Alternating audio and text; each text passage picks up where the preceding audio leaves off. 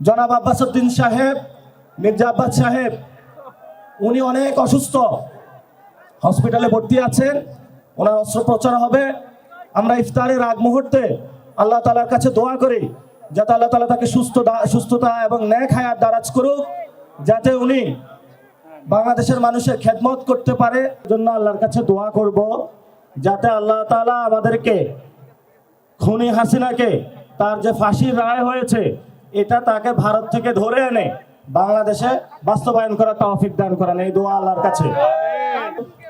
সেটা হলো আমাদের অনেক সহযোদ্ধা শহীদ হয়েছেন, আপনার ভাই, আপনার বোন, কারো হাজবেন্ড, কারো হলো সন্তান, তারা একটি নতুন বাংলাদেশ গঠনের জন্য শহীদ হয়েছেন।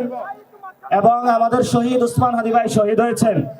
আল্লাহ তাআলা 47, 71, 90, 24 এবং শহীদ ওসমান হাদি ভাই সহ যারা বাংলাদেশের সার্বভৌমত্ব, শাপলা যারা শহীদ হয়েছেন ইসলামের জন্য, তাদের সবাইকে আল্লাহ তাআলা জান্নাতের উচ্চ মাকাম স্থান দান করুন।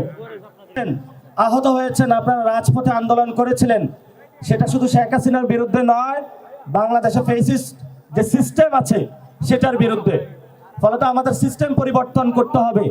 যেই সিস্টেম চাঁদাবাজিকে প্রশ্রয় দেয়, সন্ত্রাসীকে প্রশ্রয় দেয়, দুর্নীতিকে প্রশ্রয় দেয়, কাউকে খুব রাজা বা রানী বানায় দেয়, বাংলাদেশের জনগণ থেকে অনেক উপরে উঠায় দেয়, তখন তারা বলে আল্লাহর নিচে জমিনের উপরে নাকি সে ছাড়া আর কেউ নাই, নাউজুবিল্লাহ। এই ধরনের মানুষকে মন মানসিকতা পরিবর্তন করার জন্য আল্লাহ তাআলা আমাদেরকে সংস্কারের যে সভা রয়েছে সেটা বাস্তবায়ন করার তৌফিক দান করুক এবং বাংলাদেশের জনগণের দীর্ঘদিনের লালিত আকাঙ্ক্ষা যে সংস্কার কর্মসূচি, নতুন সংবিধান, সেটা বাংলাদেশে আমাদেরকে গঠন করার তৌফিক দান করুক।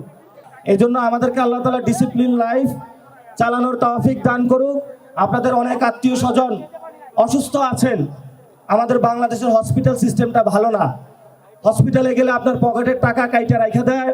অনেকে দুঃখে কষ্টে আছেন, বাচ্চারা পড়াশোনা করাইছেন ইউনিভার্সিটিতে, এখন সে চাকরির জন্য যাবে, সেটা হলো আপনি কি বিএনপি নাকি জামাত নাকি এনসিপি, এইসব সিস্টেমের মধ্যে চলে যায়। তার যে মেধা সেটা অনুযায়ী তাকে চাকরি দেওয়া হয় না। বাড়িতেও জায়গা নাই, শ্বশুর বাড়িতেও জায়গা নেই, বাচ্চা কাচ্চা নিয়ে অনেক কষ্টে আছেন। আল্লাহ তাআলা সবাইকে সুস্থ করে দিক।